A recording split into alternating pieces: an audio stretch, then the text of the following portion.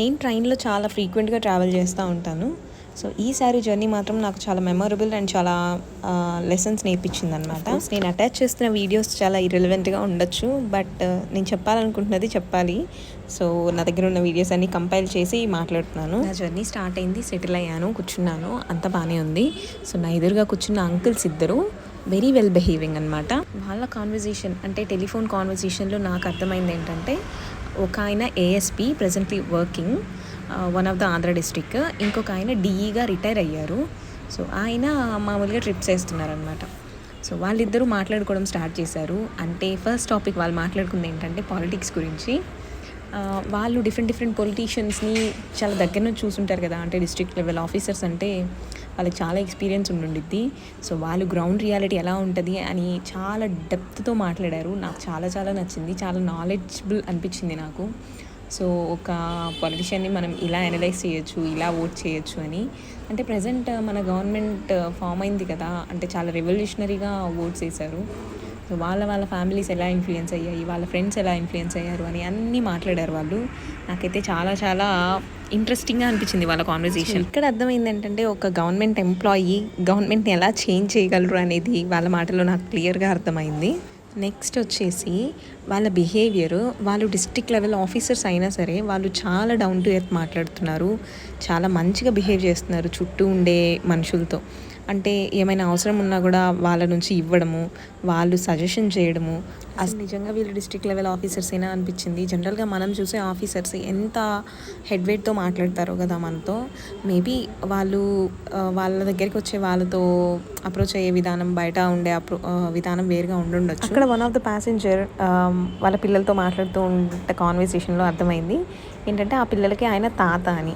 So ASP అనే ఆయన చాలా షాక్ అయ్యారు, ఏంటి నువ్వు ఇంత చిన్న ఏజ్లోనే తాతవయ్యావా అని. ఆయన ఉండి నాకు చిన్న ఏజ్లోనే మ్యారేజ్ చేసేసారు అనేసి చెప్తే, నాకు 30 ఏళ్ళకి పెళ్లి చేశారు అయ్యా, ఇప్పుడు నా పిల్లలు ఇంటర్ చదువుతా ఉన్నారు, నాకేమో 60 ఏళ్ళు, ఎలా చూసుకోవాలో ఏంటో అని బాధపడతా ఉన్నారు.